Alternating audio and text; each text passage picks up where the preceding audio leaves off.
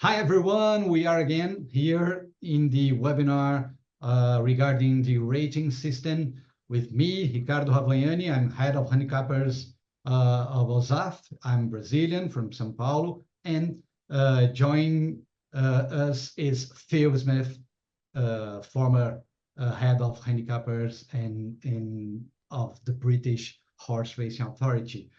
This is the fourth session. The last session we had a guest from Uruguay, Sergio Hintz. And in this session, after we discuss 3 races, we're gonna host Mr. Diego Mitagstein, a journalist from Argentina who wants to make some questions to our expert, Mr. Phil Smith. So, Phil, how you doing? It's okay over there? Great to be with you again, Ricardo, and hopefully we will have as much fun as we have on some of the other the meetings that we've had. Lots and lots of interesting races that have occurred between our last webinar and this one, and one of the most important ones obviously was the race that was run in Del Mar in the USA, which was the Breeders' Cup Classic. Had lots of interest because of City of Troy, who was going to try on dirt for the first time. Didn't quite work out for him, unfortunately. But that's obviously probably the biggest race that we've had in the last 6 to 8 weeks. So, most of the time when we're putting figures on to our system, you and I are very, very close together, if not exactly the same. But I was interested in this race. One of the reasons I've used it as an example, because it's one of the very rare occasions where we have different views, which I thought was very, very interesting. So a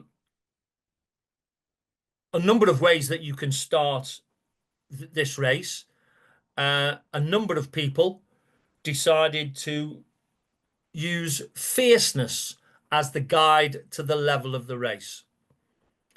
And of course, if you have fierceness as the guide to the level of the race, then the performance figure for fierceness is the same as his rating, which is 123. Now, I don't know whether you're able to put 123 down for fierceness, Ricardo. Is that possible? It is possible. Brilliant. Okay. So, and then you've got Sierra Leone, who has won by a length and a half. I've watched that race again this morning in England, and I think he won it pretty easily. So I've called that 3, which takes Sierra Leone to 126.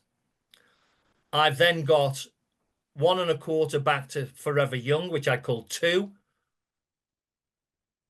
And then I've got half a length to Newgate, which I called 1. And then I've got 3 1/4 lengths back to Senor Buscador, which I called 5. And then another amount, 6 more down to Tapit Trice, because that's, you can see, is 4 1/4.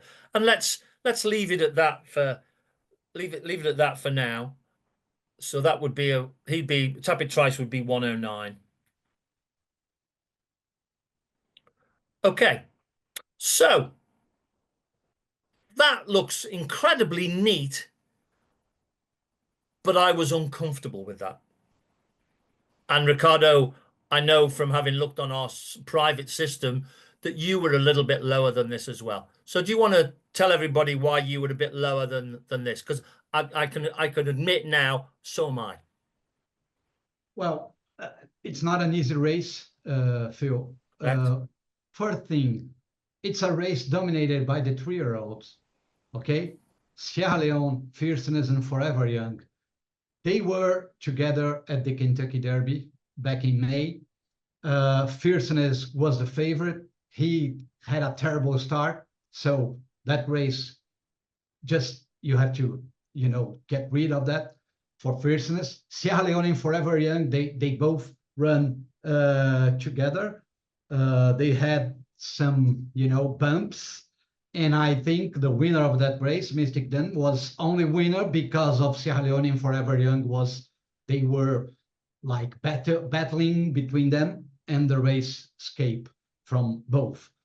And the level of the race, that race was a 120 or 121, I think, 120 Mystic Den.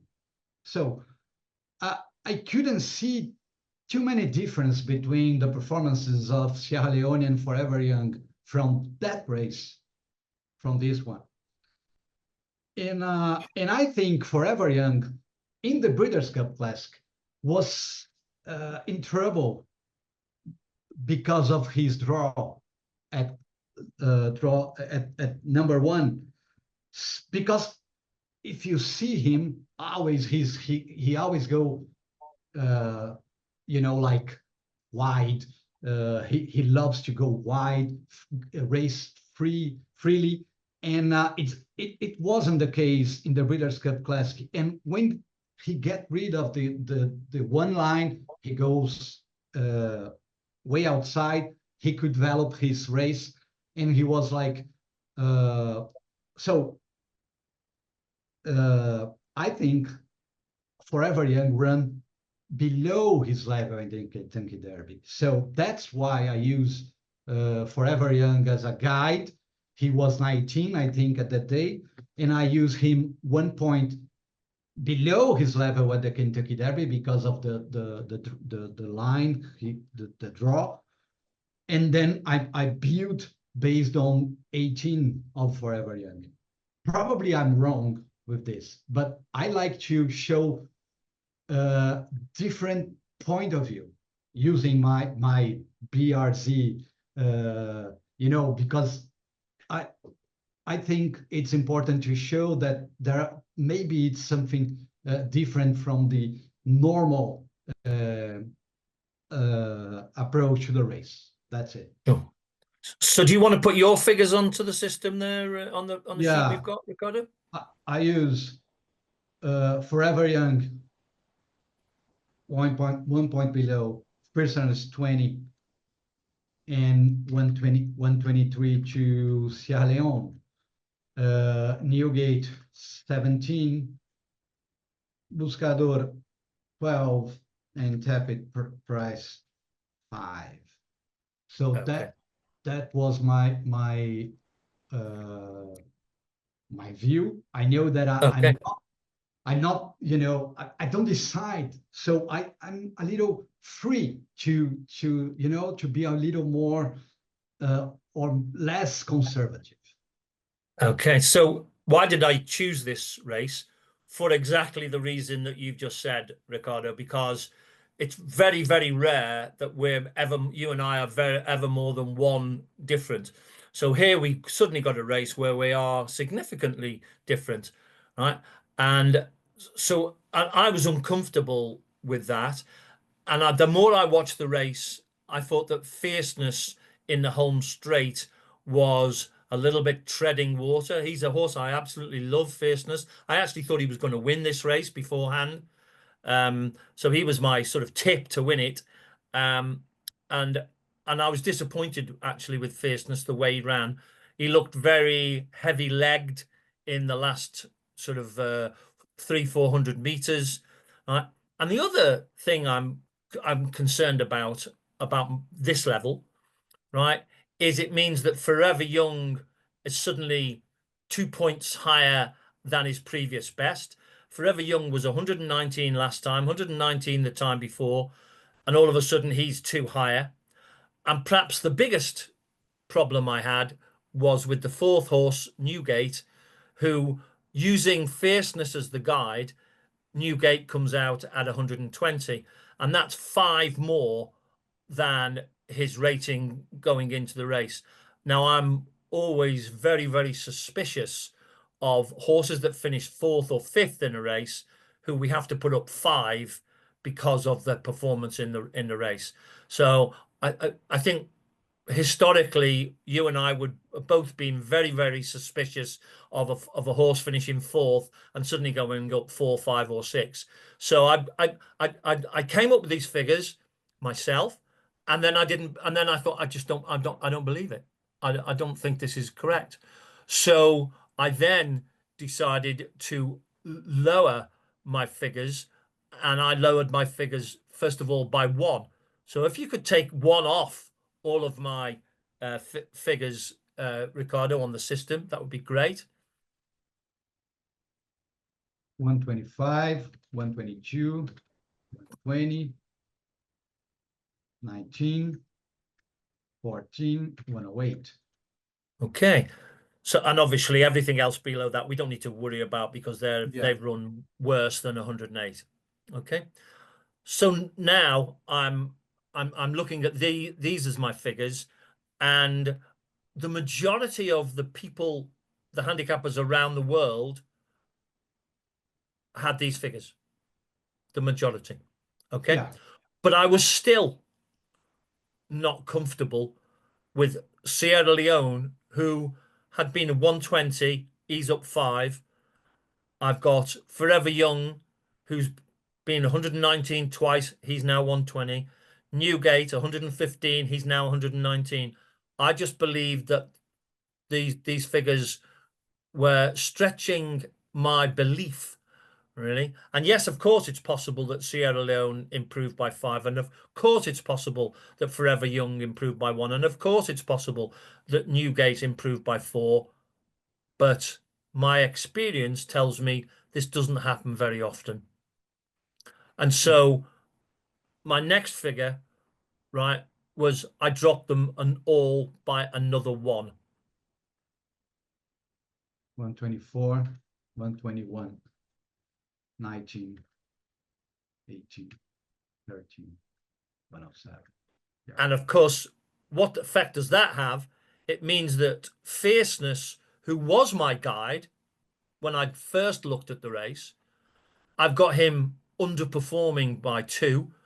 And I was comfortable in that. If anybody watches the race, you have a good look at Fierceness in the last 200 meters, and he's really treading water. He's not going forward at all.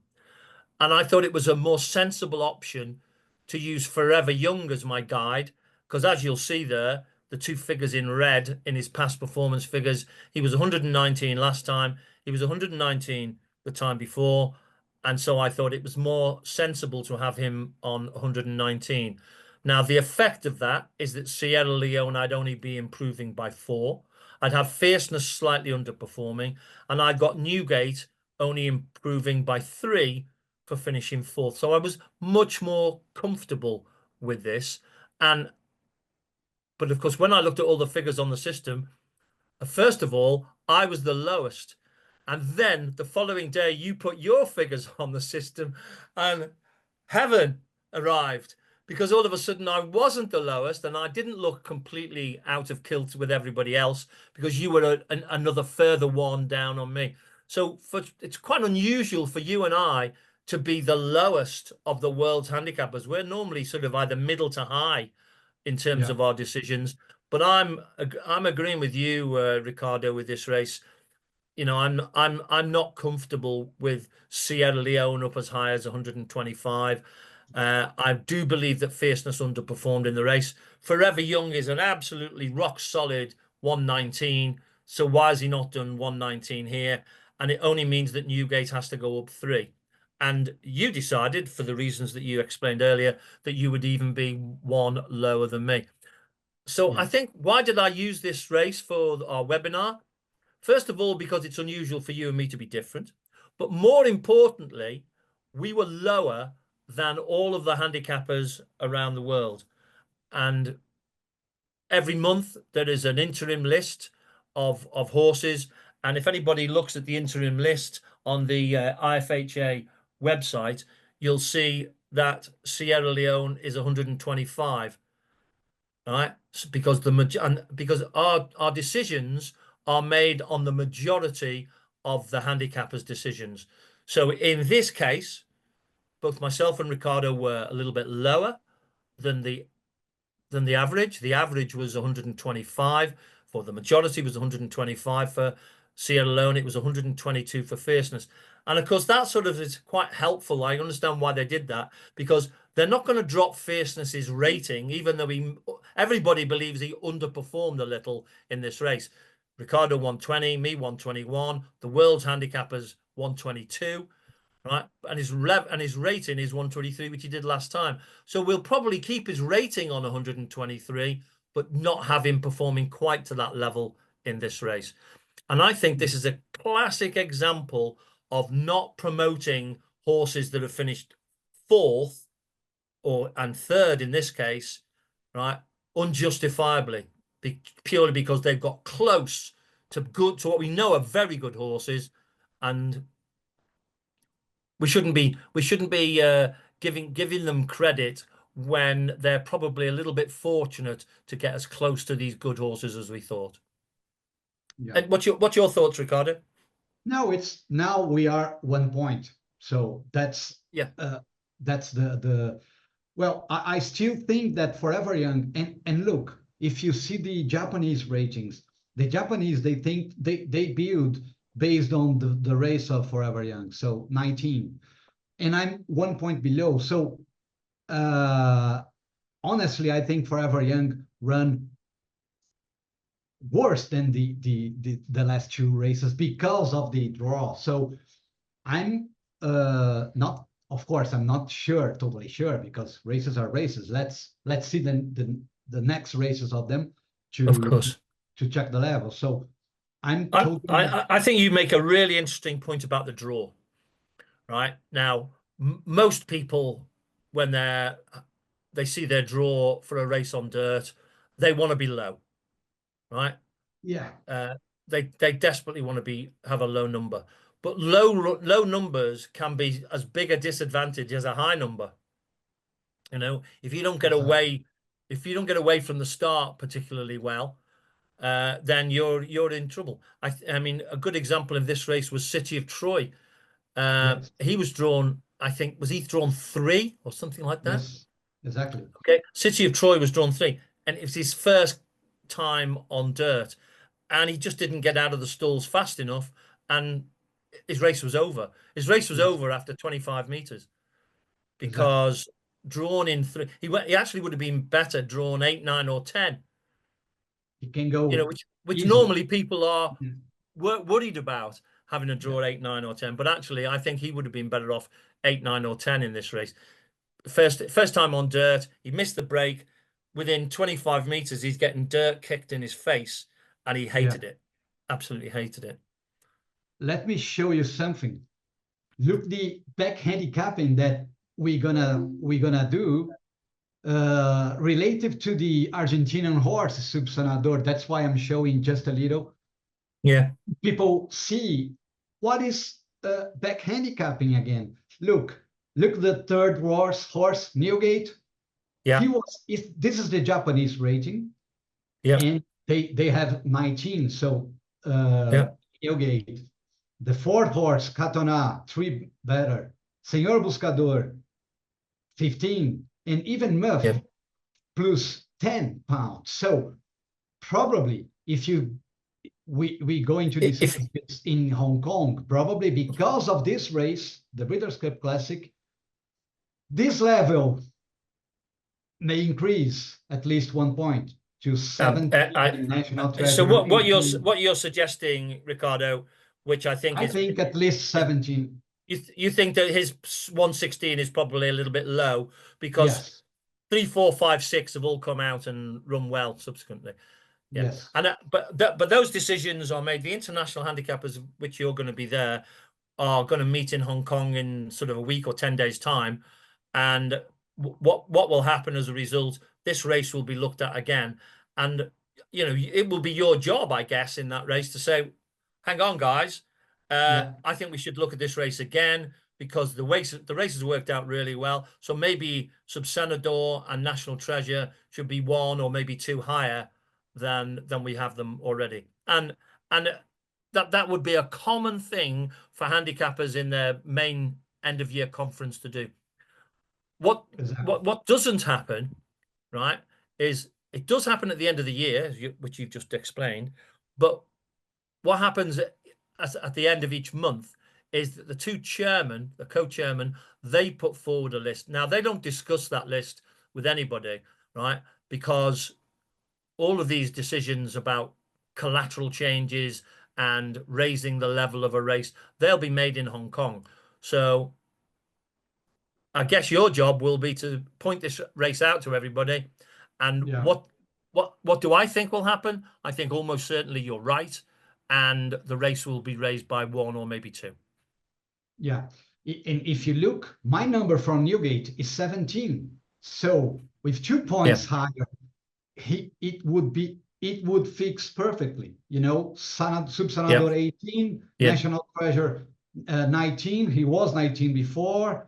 Newgate 17. He achieves 17 after. So maybe it's the best thing, but let's see. It's a voting system. I need to convince you.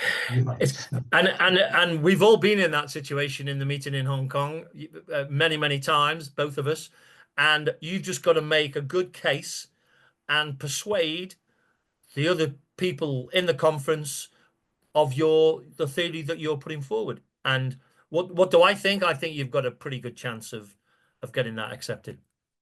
Exactly. So let's move on to the next race, which is... Let's have a look at the Matthias MacLine. That's your race, isn't it? Is that, have I pronounced it correctly? Matthias MacLine. It's a name. It's a former breeder who died in a helicopter crash. Oh dear. Yeah. Okay.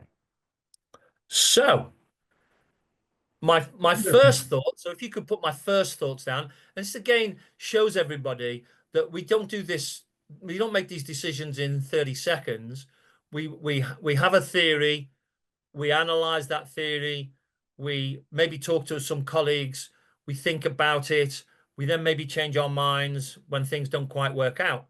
So my original theory for this race was I was going to use Obatai as my guide to the level of the race. Why? Because his last 3 runs have been 114, 114, and 114. So my first thought was, well, let's make the assumption that he's 114 in this race as well. What does it do? It brings underpants out on 116. Okay, 2 1/4 lengths back to online is 4. So he would be 110. And then you've got all of these necks. Now, the way I worked these out, right, was I called the first and second necks nothing. So I've got them both doing 110 and 110.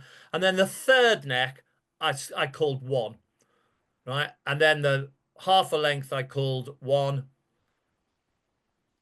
which is 108. And then I called the 2 necks nothing again. And then I called the half a length 1.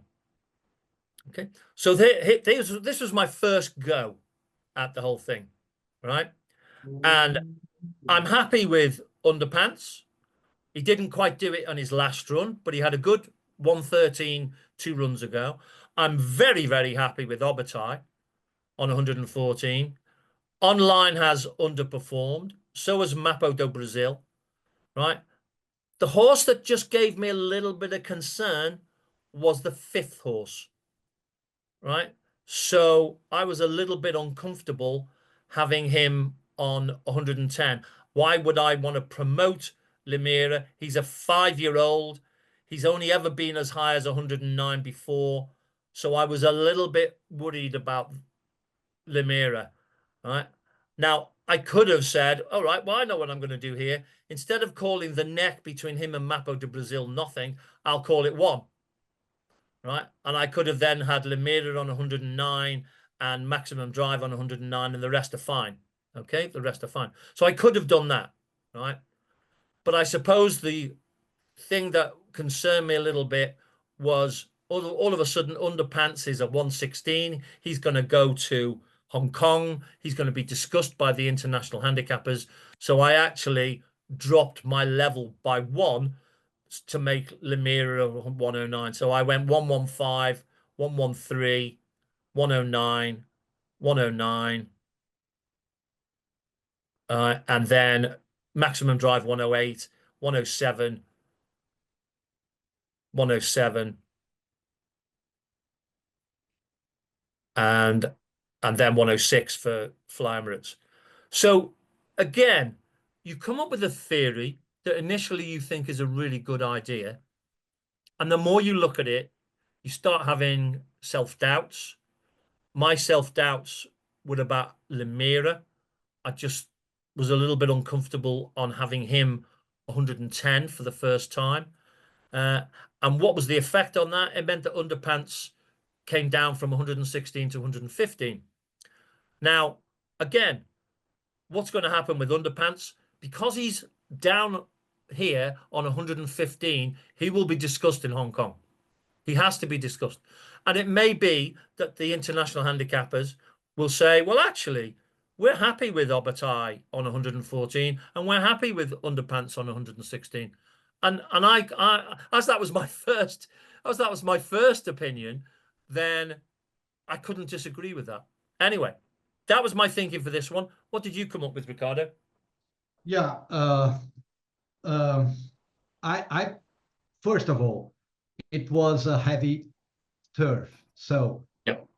I'm not too comfortable going up with some horses winning easily in a condition like this. So I don't think Underpants would be 2 points higher than Obataye, who won 3 times, 14 GP Brazil, nice conditions, etc. So I think to put this horse Underpants 2 pounds above Obataye, I will need another race between them in like regular conditions, or like to see Underpants running again. And then I decided to go 1 point higher. So it's that different.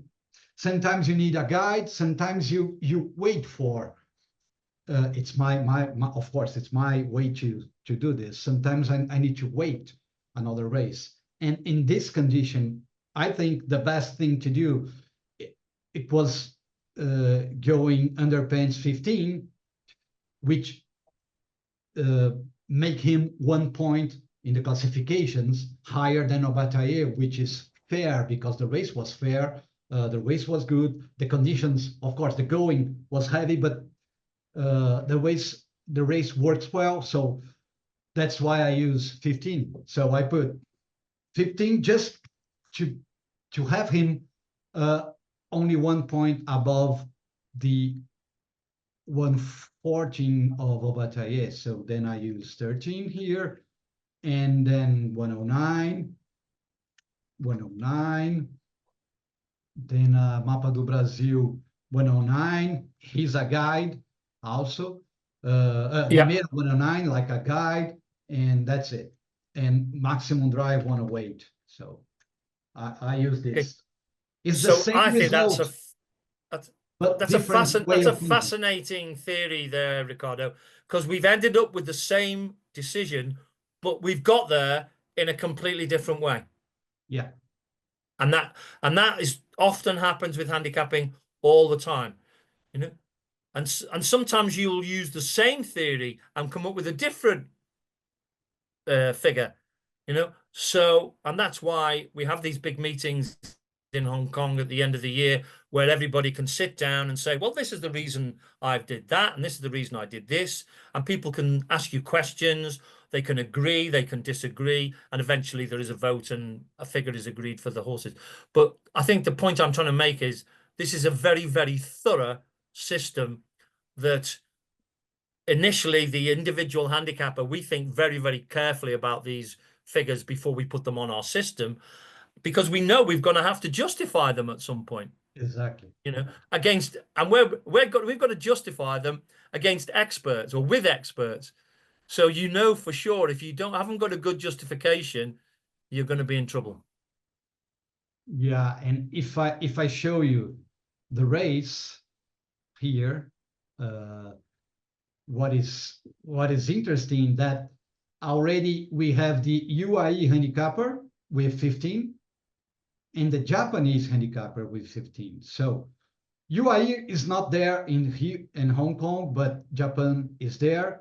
So, but it's a good feeling that maybe Underpants would be approved as 15 in Hong Kong. Yeah, I'd be pretty disappointed if Underpants doesn't get 115 in Hong Kong. You know, the fact that he's beaten Obatai, who's a rock solid 114. Okay, we've both said he's underperformed a little in this race, but to have Underpants on 114, the same as Obatai, having beaten Obatai, would look strange to me. Yeah. And I would be pretty confident that the international handicappers, when they discuss this race, will have him on 115. I'm pretty sure. I hope so. I hope so. Well, then the third race, which is yes. Now this is interesting. Now this is why have I chosen this race?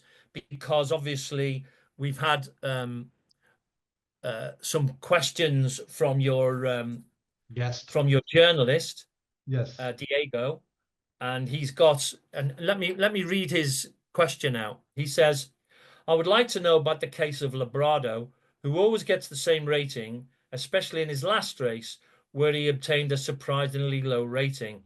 If we take into account his incredible performance, because obviously there was interference in the race. How do you assess this when the impression we get is much more impressive than the figures?" Good afternoon, Diego. I'm Phil. Hi, Phil. Good afternoon. How are you? Hi, Ricardo. Very good. Hi, Diego. How are you doing? We're just starting to look at your questions. We've done a couple of other races up to now, and now we're starting to do your races. And you make the very interesting point that you think that Labrado has been underassessed, right? You think he's better than this. So let me show you how I did his most recent race. Okay. Yes. First of all, I could have used Labrado as the guide to the level of the race. We often use the winner as the guide to the level of the race, right? So that would give him 116. The effect of giving him 116 would be to have Ser Sincero on 115 because he's only a head behind him. And then you have Marshall Patrol just a little bit under 2 lengths behind him, right? And then that would just be a question about whether you would call that 4 or 5. What would you call that, Ricardo, 4 or 5? The condition is fast. I think 5 for me. Okay, so that gives him 110. Okay, and then you'd have Queta Goeno on 109. And then Adelana would be then probably about 102. Yeah. Okay. Now this looks so neat, right? Because you've got Labrado as a guide, and you've also got Marshall Patrol as a guide. And normally, when you get 2 horses in a race which both fit as perfectly as this, you say, "Thank you very much, happy days," and you move on to the next race that you've got to deal with. But there were 2 things in the race which worried me, right? And the first thing that worried me was the figure for the second horse, Ser Sincero, who at a big jump for finishing second from 109 to 115. He'd never been higher than 109. And the other effect that it had was on Queta Goeno, who's going to have to go from 108 to 109. And I'm uncomfortable. Again, here's a horse that's finished 4th out of 8. He's halfway in the race. And Is he's it a good decision to put a horse up 1 for finishing halfway back in a race? I was uncomfortable with that. The other horses below him don't matter at all. So that was my first decision, right? To have Labrado repeating his 116. However, I then started to look at this whole race again, and I looked at Ser Sincero, right? and I was uncomfortable in having him all of a sudden higher than his 109. So I then went back and I used Ser Sincero as the guide, and I dropped everything down by 6.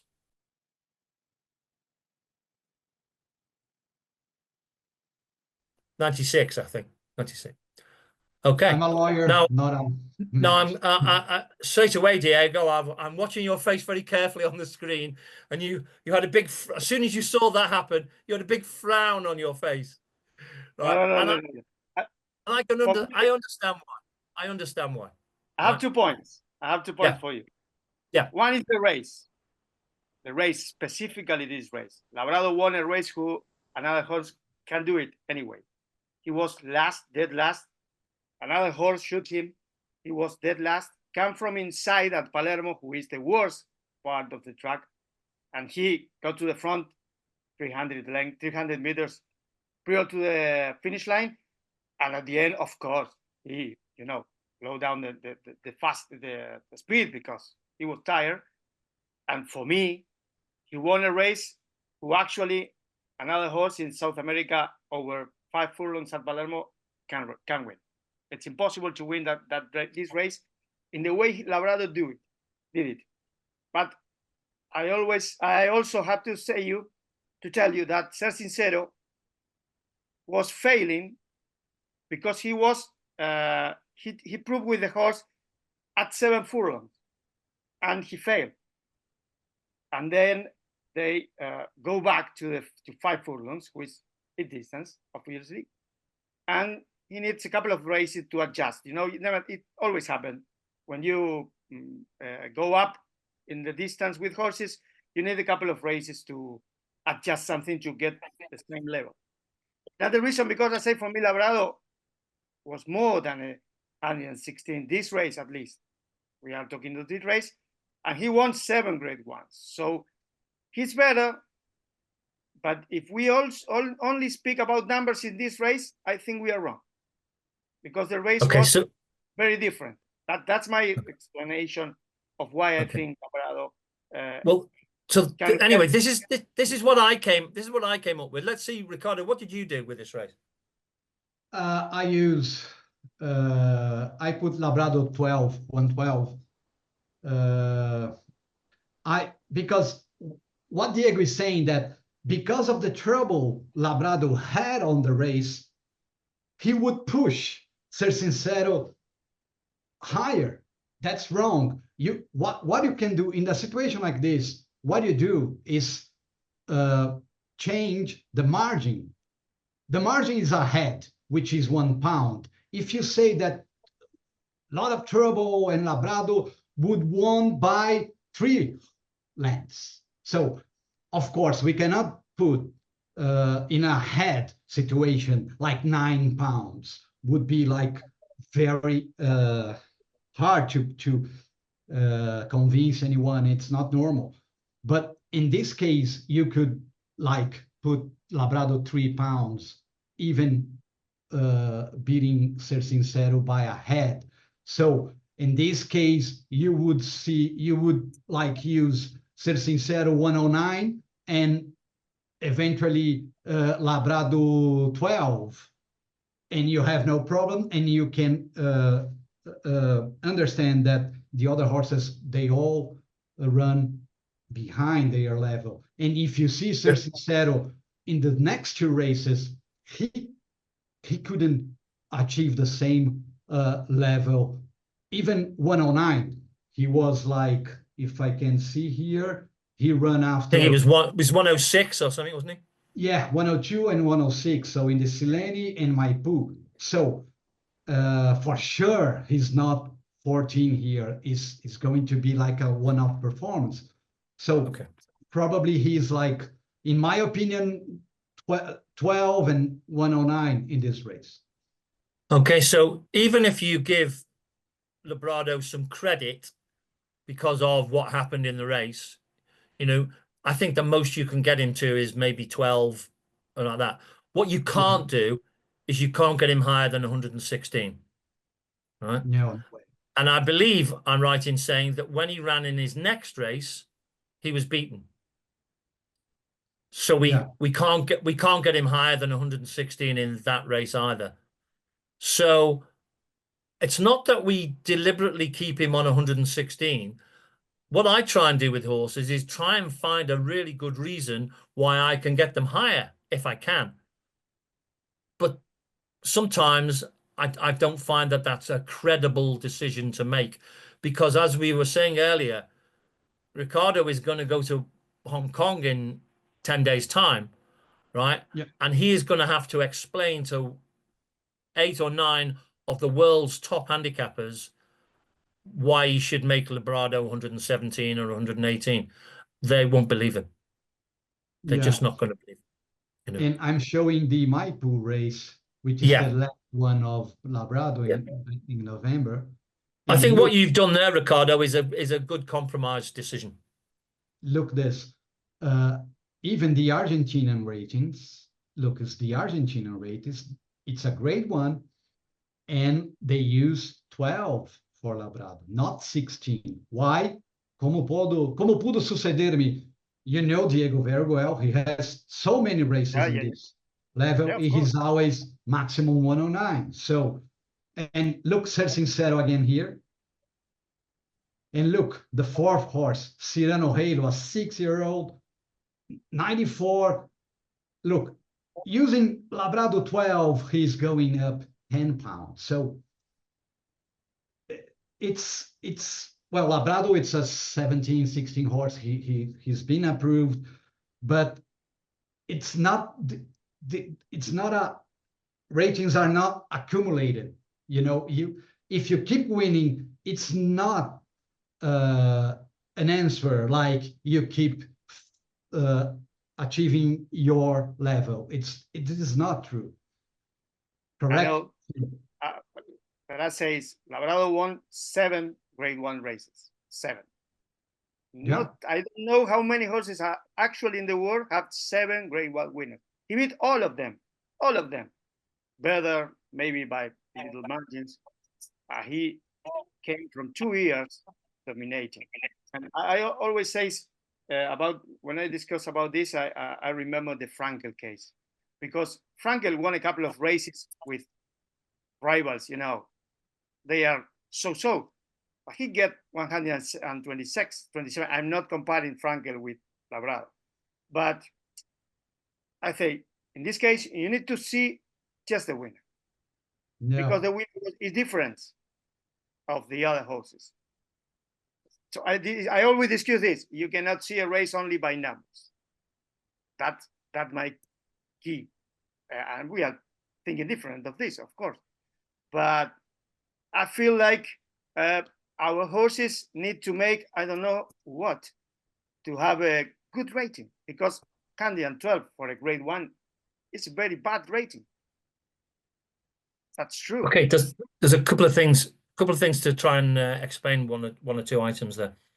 Okay, first of all, when we're assessing the performance of a horse in the race, we do not look at the title of the race.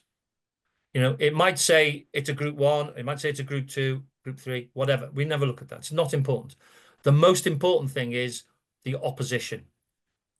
Which horses has he beaten and what is their level, right? Because you can get some Group 1s which the level is really, really high.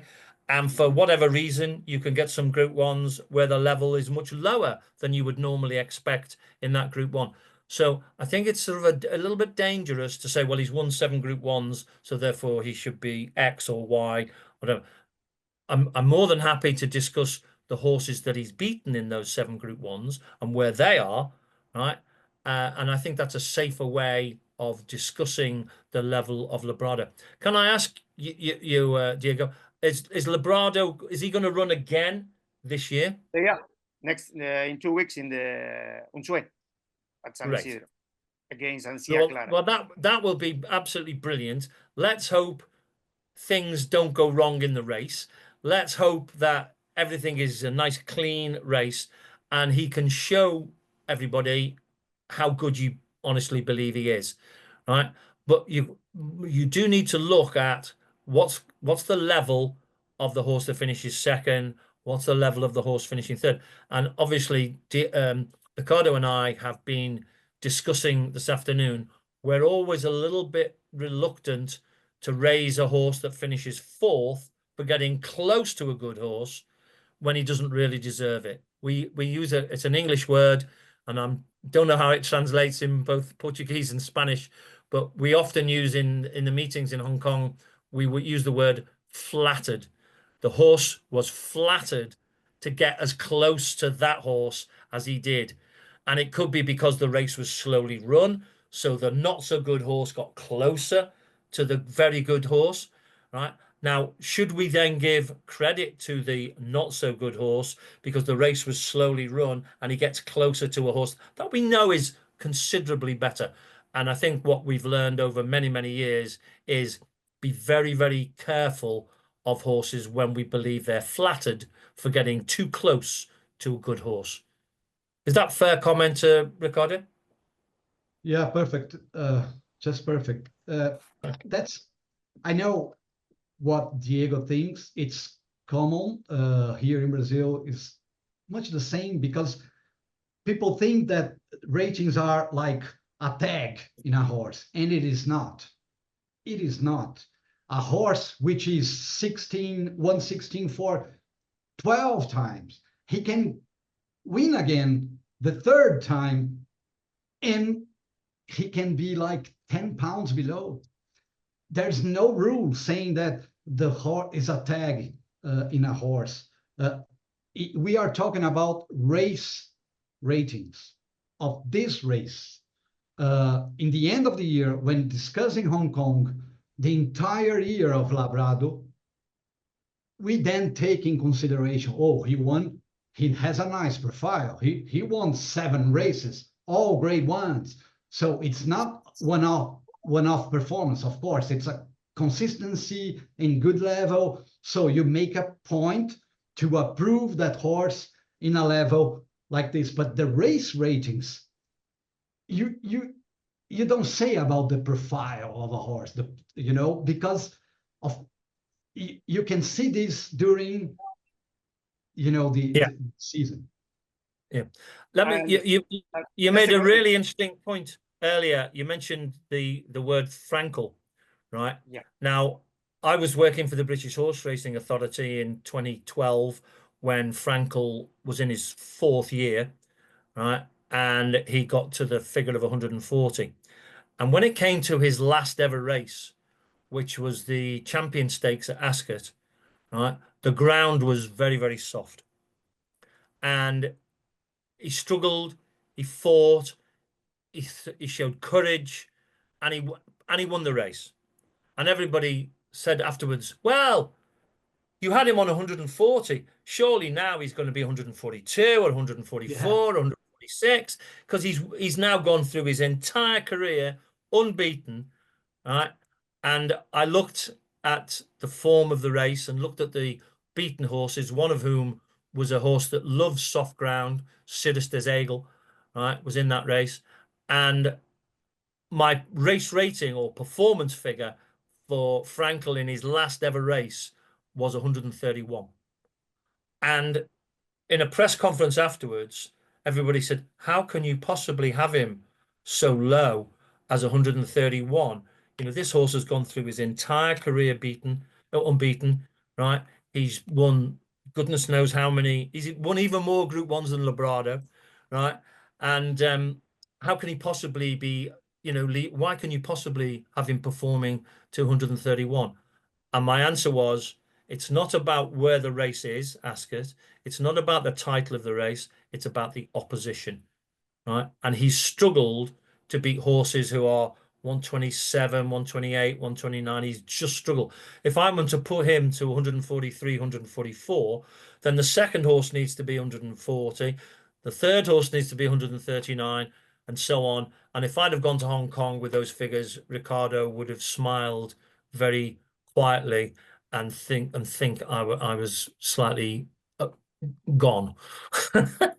So you've got to look at all of the factors involved, and we all want these horses to get higher ratings, but we have to be confident that we can prove it, right? Because there's a press conference in Britain in January where all of these top horses are discussed, and the press will say, well, why have you got him on 127? Why have you got him on 132? Why have you got him? And if you haven't got a really good justification, then you've got nothing, you know. So there always has to be good reasons why the horse gets the rating. But if the one thing I can please, you know, don't mention he's won a Group 1, but do mention he's beaten this horse and this horse and this horse. This horse is 116, so why is he not 117 at least? If this horse is 115, why is he not 116 or 117 at least? Right. So we always rate horses through other horses. Does that make sense? Yeah, we have a difference of thinking, because I see the races more, not only in the numbers. Sure. Only in the numbers. That's the difference. Sure. Because Sure. you need to have a link on the numbers. Okay. And I don't have a link on the number. If you want a race over 5 furlongs in 1 minute and another horse winning 55, for me, maybe the first one was better. But for you, no. Well, yeah, time is just another factor that we take into consideration. Yeah, well, I have the other of my question was about Laurel River and the Dubai World Cup, which actually was in the world.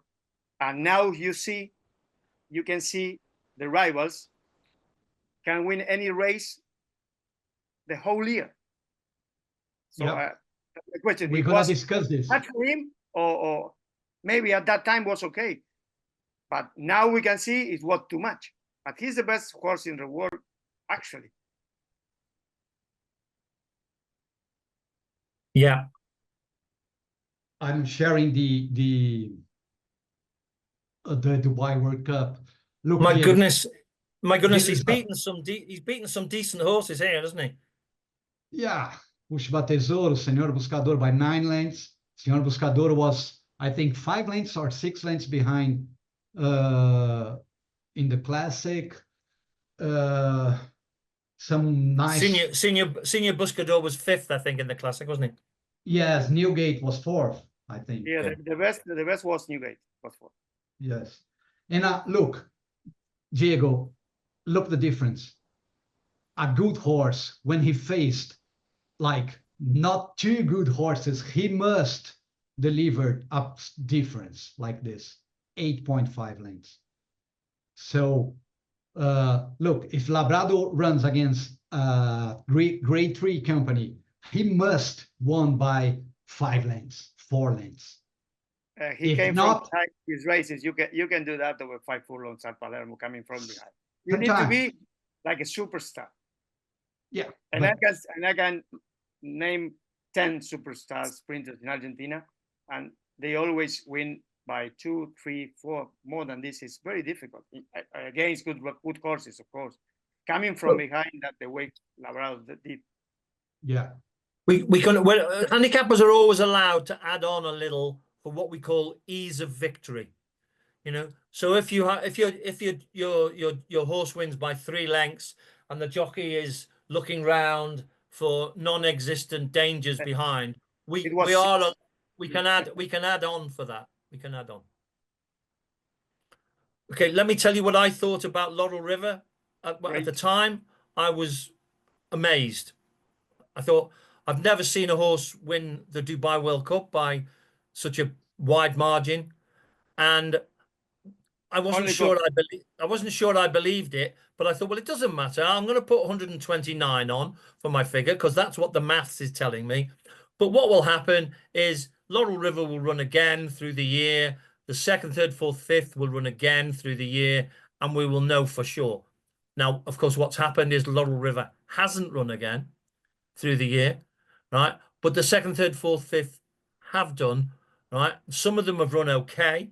Some of them have run not so okay, right? But what will happen is, again, Ricardo and his team of international handicappers will go to Hong Kong and they will discuss Laurel River from the start. They won't start with 127, 128, and 29.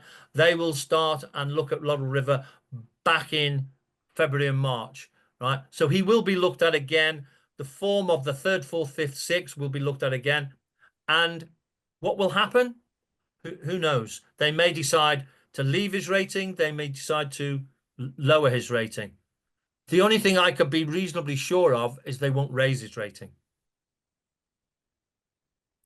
Is that fair, Ricardo? Yeah, I think so. Look, I'm showing exactly that the horses that run after, maybe Wilson Tesouro, because he won by 4 the last race. I don't have the number here. Yeah, But Senhor Buscador was there. Ushba Tesouro, I don't think he achieved the race. And we're gonna discuss this in Hong Kong. We have an issue like this before. Remember, Phil, that Japanese horse who won in Europe, in France, the Prix Jean Prat, I think I forgot the name of the horse, and he Me won too. in a heavy ground, heavy going, and he won by like 8 lengths, and he became the best horse in the world. And then in the end of the year, we're discussing Hong Kong, and it's a situation like this, but the win itself, you cannot, take out the credit. So sometimes it's tricky. He's won a Dubai World Cup by 8 lengths. That is a fantastic performance. Yeah. Local horse in a trip. I was there, so I saw the race. And so was I. I was there also. I think when he went 8 lengths clear, I think most of the people around me in the stand went, "That's all." Nobody could believe it. Nobody could believe it. That track is very special. You need to, if you are a local horse, you have advantage there. I always say the same. You have whether he'll get the same figure when the guys meet in Hong Kong, we'll just have to wait and see. Yeah. But there are 2 other horses. We'll recheck that race. Because what happens month by month, he stayed the same figure all year, every month from March, April, May, June, July. It's been the same figure. But that reassessment takes place in Hong Kong. So he will be reassessed. But you make another I think really it's going to be 127. I think it's going to be 127 based on the figures already in the system, Japan, Hong Kong, and maybe 127 for Laura. Well, that's going to make it very close between him and Via Sistina, who you also mentioned in your email. Where's Via Sistina come from, right? The only thing I will say about Via Sistina, I mean, was it a surprise? Yes, right. But when Via Sistina won the Cox Plate, her time was significantly faster than when Winks broke the track record 7-8 years ago. Whenever Winks was running, And she beat Winks's track record by 1.91 seconds. That's probably something in the region of about 11 lengths. So it's difficult not to give her credit, and she's done a time that was nearly 2 seconds faster than Winks did. And the great thing about Via Sistina is if you look at her next run, Ricardo. She won again. Okay, and this is a really interesting example of the next time she runs, right? If you click on her. Yeah. Look, Flemington type champions. Even the Australian handicapper, he was the next time she runs, 120. She's getting figures of 117, 119, 120. But the most important thing is she wins. So here's another example, a little bit like Labrado, where she's won another race, but easily. The handicappers don't believe she's performed as well in this race as she did in the Cox Plate. Exactly. So and Ricardo made the point earlier. It's really interesting. Very often, horses win a race, but they don't actually improve on what they've done because they didn't need to improve on what they've done. Yeah, you mentioned about the time. For me, you can compare times. And look one day why. and the other, unless a lot of years between both races. The track was different. The race is different. That's different point of view. I fully agree. I understand your point. Diego, look.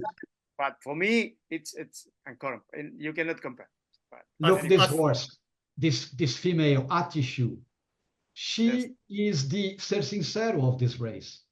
Look, she was 13, 11, 8, 97, 107. If Via Sistina is 113, 130, like the next, like the last one, Atishu would be 124. Yeah. So nobody would believe that. So that people have been sensible. Even without a foul, he's a 122. So would be like Labrador race. Without a fight, it would be like 24. He was 22, so not a big deal. But the second horse going up 10 pounds because of the winner. No. For me, the most interesting of your 4 questions, Diego, is the last one, which when you ask the question, I would like to know more about the reason for the generally low ratings obtained in US races. Okay.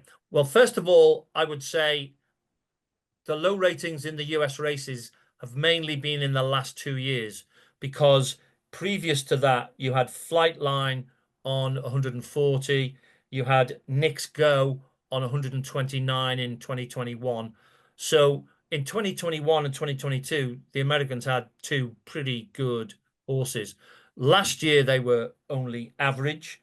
I think their highest rated horse last year was 124. This year, it's probably going to be 124, maybe 125. So you're right. The last 2 years, the American horses have dipped a little. Why is that? Okay. Well, I know that the number of foals born in America has dipped over the last 5 to 10 years. So their foal crop is smaller. Right? If the foal crop is smaller, you generally get a reduction in the top level as well. So that was the only reason I can think of why the last 2 years they've been much lower. But I think it's a modern thing. It's not a general thing. It's not happened for 5, 6, 7 years. It's only happened for 2. So let's see what happens to American horses in 2025, and they might just bounce back. I think Diego is asking. I think Diego is asking this because of Didia. Because Didia is Argentinian mare, is a Grade 1 winner in United States. She was 3rd in the Breeders' Cup mares, Fillies and Mare Turf, and even then, she was 114. And I remember when she won the Copa de Plata, I tried to approve her in Hong Kong as 16, and she wasn't approved. And she was kept at the 14. And now, winning a Grade 1 in United States and being 3rd in the Breeders' Cup Turf, she's Philemare, she's at 14. So so basically what that's telling us, Ricardo, is when it happened in the past, you were right. Yeah, you were probably. right. But you know, I have a theory about the turf races in the United States. The straight is too short, so the differences between horses are too. Yeah, of course. Okay, so too small. There's no. You can win by 10. It's impossible. It's almost impossible to win by 2 lengths in a mile. That's why I think the turf racing, the turf ratings in North America are, I think, the same, because I have a horse here, Planetario. He won the Derby Paulista. I think he was 15. He was a Grade 2 winner in California. He broke race track record in California, and he's 13. Yeah, 113. In California, turf and 1.5 miles. It's impossible. You know, have good races at that distance. Yeah. And compare that with the English Derby, which is run at Epsom, where the home straight is probably something in the region of about 600 meters from start to finish, maybe even more. And so you get an example of when City of Troy won the Derby.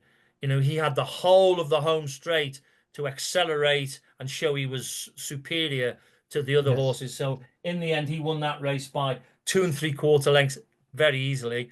And the next horse, the third horse, was another 3 1/4 lengths behind, because he had the whole of the home straight to show how good he was compared with the others. And I think that that's a very good point about the shortness of the straights in America. It gives horses a very small opportunity to show they are better. Yes. Good point. And you know what, Ricardo, I'd never thought of that before today, so I'm really pleased I've learned something on this call. So it's impossible. I'm teaching you something. Good stuff. Yeah, Diego, do you have any more questions for us? No, I'm okay. I'm okay. And thank you very much. Hope to have another opportunity to discuss different topics. I will be watching very carefully for Labrado's next race. Let's see him. 22, 23 horses in the same race, right? It's not the easiest race for him. And the filly is very good, also Ansia Clara. But for me, Labrado is better than the filly. But the fact that the filly is good is a good thing, because if he can beat the filly and he's giving her weight because she's a filly, that will maybe show us how good he is. Yeah. But for him, you know, coming from behind in a field of 22, 24 horses, you need to have a lot of luck. And anything can happen, but he's a very good horse, and the filly too. So let's see him again, and let's. Well, you need to either have a lot of luck or to be very, very good. Yeah, or both. Or both. Or both. Correct. Absolutely. Well, I hope you've enjoyed being on our webinar. It's been great to have you. Really liked your questions because they made us think about our answers, and that's a really good thing for us to do. And hopefully we'll see you again sometime.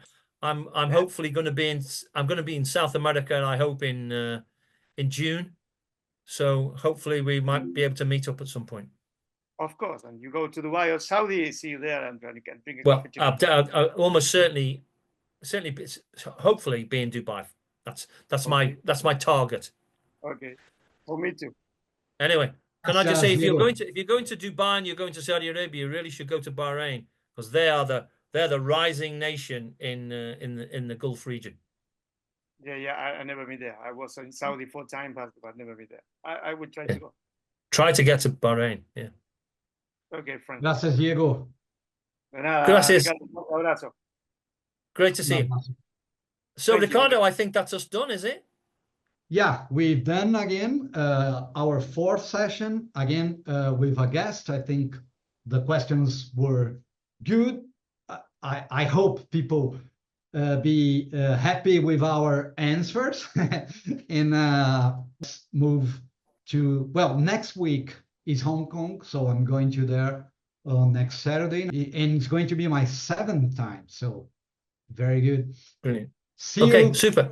Great. Lovely to see you as ever. Have fun in Hong Kong.